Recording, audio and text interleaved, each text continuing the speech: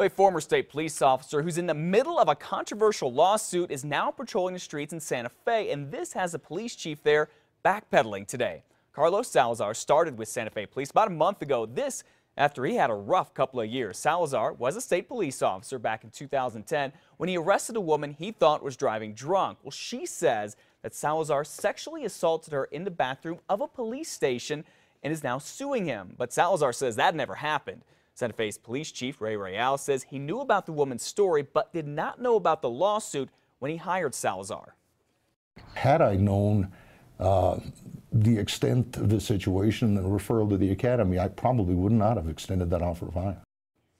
The Law Enforcement Academy Board is also investigating Salazar because of all this. However, he is not facing any criminal charges.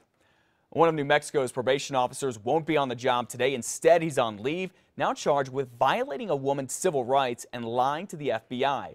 Gordon Chavez was in federal court yesterday after investigators say he would meet with the woman who was on parole at his office here in downtown Albuquerque and at her home and would talk about how she looked, would stare at her chest, and grope her. Court records show the woman recorded two of Chavez's visits, one where she says he asked her to bring him naked pictures of her, and another where he apologizes for fondling her. Now, besides federal charges, the state is also investigating Chavez. Chavez County investigators are questioning a second man in a double homicide in southeastern New Mexico. Last month, investigators found 48-year-old Mark Walter's body smoldering on the side of a road near Lake Arthur. A second body, still unidentified, was found near an oil field. Juan Uribe Vidal was a person of interest early on. Now detectives have named James Gomez a person of interest as well. Both men allegedly shot at a Lee County deputy when the deputy tried serving a search warrant on a house in Hobbs recently. The deputy was wounded. Call it a fight over furniture. It is still not clear when the new county courthouse in Santa Fe will finally be used.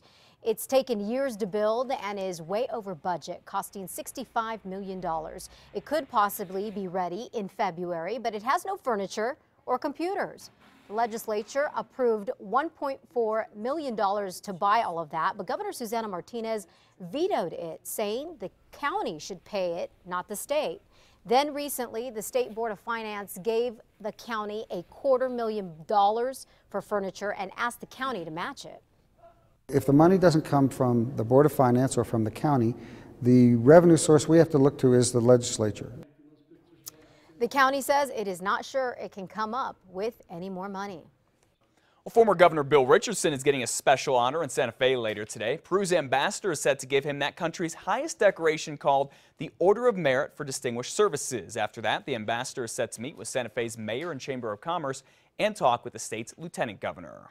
All right, do you see this? $23,000. That's how much the city of Albuquerque spent on an 11-page insert in yesterday's Albuquerque Journal. The city calls it a progress report, showing how well the city is doing with things such as public safety and economics. The city's had these reports for the past 17 years, but wanted more people to see them this year.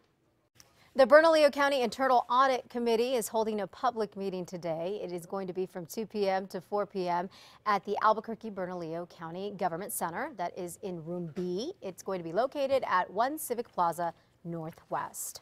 A big development project near Lobo Village is one step closer to becoming reality this morning. Members of the UNM's Finance and Facilities Committee unanimously approved an agreement that calls for the university and the developer to come up with plans for certain spots in the South Campus.